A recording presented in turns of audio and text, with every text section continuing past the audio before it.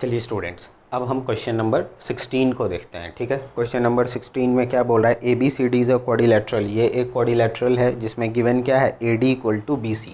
इसको हम यहाँ लिख देते हैं A D equal to B C. ये हमारा क्या है, गिवन। ठीक है, अब आगे बढ़ते हैं। क्या बोल रहा है क्वेश्चन में, P Q R S be the mid points. ये पी क्यू आर और एस ये हमारा A B C C D. A B का मिड पॉइंट पी है, फिर देखिए ए सी का मिड पॉइंट क्यू है। इस तरीके से ये सारा हमारा दिया हुआ है। हमको क्या लाना है इसमें, show that P Q R S is a rhombus. आपको इस फिगर, ये जो फिगर दिख रहा है पी क्यू आर एस, इसको रोम्बस प्रूव करना है। तो देखिए रोम्बस में क्या होता है कि दोनों पेयर ऑफ अपोजिट साइड एक दूसरे के पैरेलल होगा, साथ ही साथ क्या होगा, चारों साइड एक दूसरे के बराबर होगा। ठीक है, चलिए तो शुरुआत करते हैं हम यहाँ से। सबसे पहले आप कोई भी एक ट्रायंगल ले लीजिए। मान लेते हैं ए बी सी ट्रायंगल लेंगे, तो उसमें पी और क्यू हमारा मिड पॉइंट दिख रहा है। तो हम यहाँ लिखते हैं in triangle A B C P and Q R the mid points. ठीक है, मिड पॉइंट्स। ठीक है, पी और क्यू मिड पॉइंट है, तो आप कन्वर्स ऑफ थेल्स थ्योरम याद करिए। ठीक है, जब दो मिड पॉइंट थ्योरम याद करिए। तो जब ये और ये हमारा मिड पॉइंट हो जाएगा, तो हमारा ये लाइन और ये लाइन क्या हो जाएगा, पैरेलल, है ना। तो क्या बोलेंगे, so P Q is parallel to B C. अब ज़रा एक चीज़ आप समझिए, यहाँ पे हम इसी चीज़ को थोड़ा अलग करके आपको समझाते हैं। मान लेते हैं ए बी सी, ये हुआ, ये हमारा ट्रायंगल, और इसका मिड पॉइंट कौन बोल रहा है, ऐसे पी क्यू। अब गौर करिए, ये लाइन और ये लाइन जैसे पैरेलल है, तो ये एंगल x होगा तो ये भी x होगा। कैसे, कॉरस्पॉन्डिंग एंगल से। फिर हमारा ये y होगा तो ये भी क्या हो जाएगा, y, सेम कॉरस्पॉन्डिंग एंगल। ठीक है, अब जरा आप जानिए, तो हम बोल सकते हैं कि ये ट्रायंगल और ये ट्रायंगल क्या है, एक दूसरे के सिमिलर कर सकते हैं ना। तो हम वही बातें यहाँ लिखेंगे कि triangle A P Q is similar to triangle A B C. हम बोलेंगे ट्रायंगल ए पी क्यू। आप इसको लिखिएगा पूरा एक्सप्लेन करके। ठीक है, हम एक दो स्टेप छोड़ के आपको समझा दिए हैं, आप उसको लिख लीजिएगा। ठीक है, triangle A P Q is similar to triangle A B C. इसको हम अब हटा दे रहे हैं।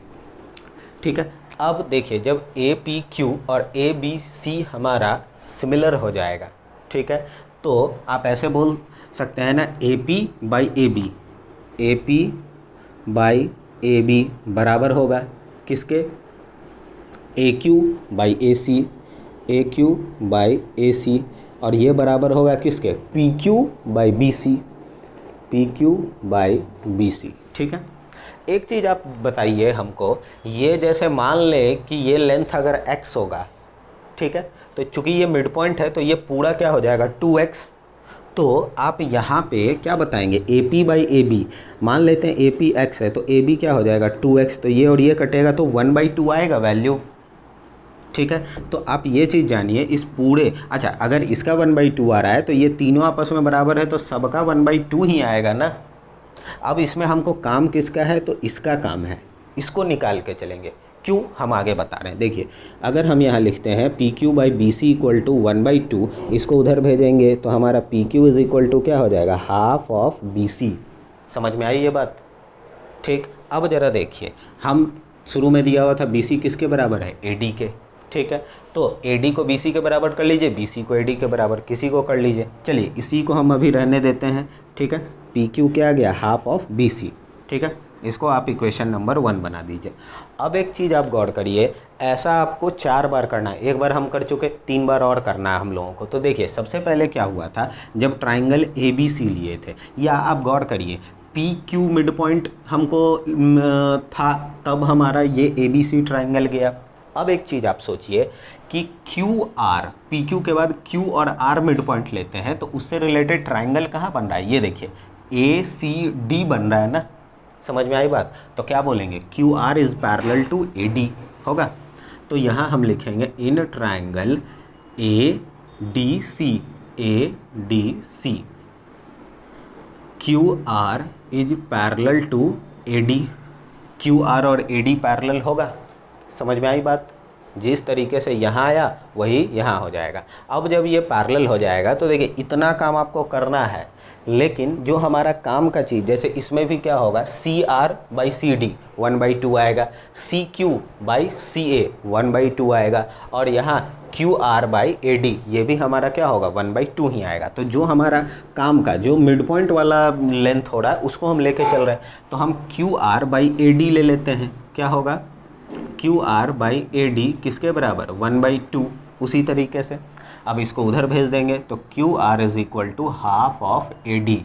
ठीक है, अच्छा देखिए ए डी किसके बराबर है, बी सी, सबको एक फॉर्म में ले आते हैं, तो यहाँ Q R is equal to half of A D किसके बराबर है, बी सी, तो ए डी की जगह क्या आ जाएगा, बी सी आएगा। समझ में आई बात, चलिए आगे बढ़ते हैं। ठीक है, अब उसी तरीके से देखिए पी क्यू हो गया, क्यू आर, अब आर एस में आते हैं, तो आर और एस से रिलेटेड ट्राइंगल कौन सा है, बी सी डी, है ना।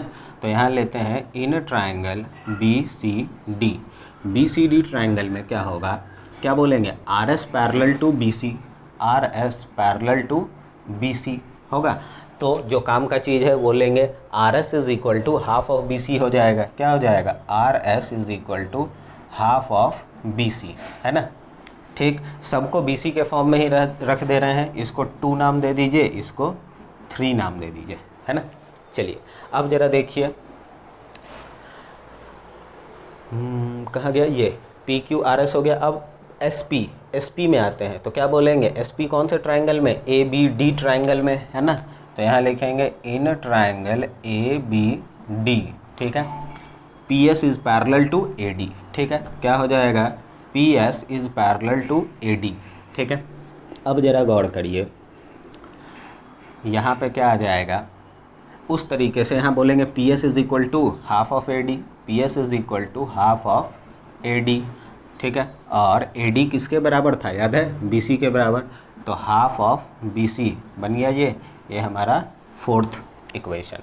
अब देखिए आप चारों इक्वेशन में सबका आर एच एस ये और ये सब एक दूसरे के इक्वल है, तो हम यहाँ ऐसे लिख सकते हैं कि फ्रॉम 1 2 3 एंड 4 क्या हो जाएगा, सबका आर एच एस बराबर, तो सबका एल एच एस बराबर, यानी P Q equal to Q R, P Q equal to Q R is equal to R S is equal to P S. देखिए ये तो हमारा हुआ, साथ ही साथ एक चीज़ आप गौर करिए कि यहाँ क्या बोल रहा था, चारों साइड बराबर आ गया, साथ ही साथ यहाँ पे पी क्यू बी सी के पैरेलल है। ठीक है, और क्यू आर ए डी के, मतलब एक चीज़ आप गौर करिए, यहाँ पे बी सी पैरेलल था किसके, पी क्यू के, ये पार्ट को पकड़िए, बी सी एक और किसी के पैरेलल था, एक और यहाँ, है ना। अब यहाँ देखिए बी सी आर एस के भी पैरेलल और बी सी पी क्यू के भी पैरेलल, तो पी क्यू और आर एस भी तो एक दूसरे के पैरेलल होगा ना। तो यहाँ क्या बोलेंगे कि P Q is parallel to R S as well. एक और होगा क्या, देखिए ए डी क्यू आर के पैरेलल है और ए डी पी एस के पैरेलल है, तो क्या बोलेंगे, Q R is parallel to P S होगा।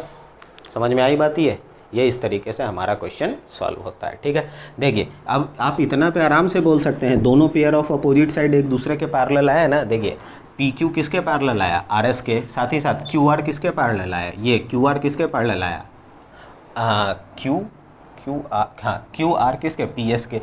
समझ में आई बात, दोनों पेयर ऑफ अपोजिट साइड एक दूसरे के पैरेलल भी है, साथ ही साथ क्या है कि चारों साइड एक दूसरे के इक्वल भी है।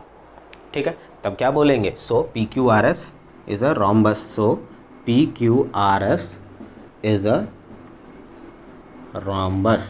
समझ में आई बात, ये हो जाएगा क्वेश्चन कंप्लीट। ठीक है।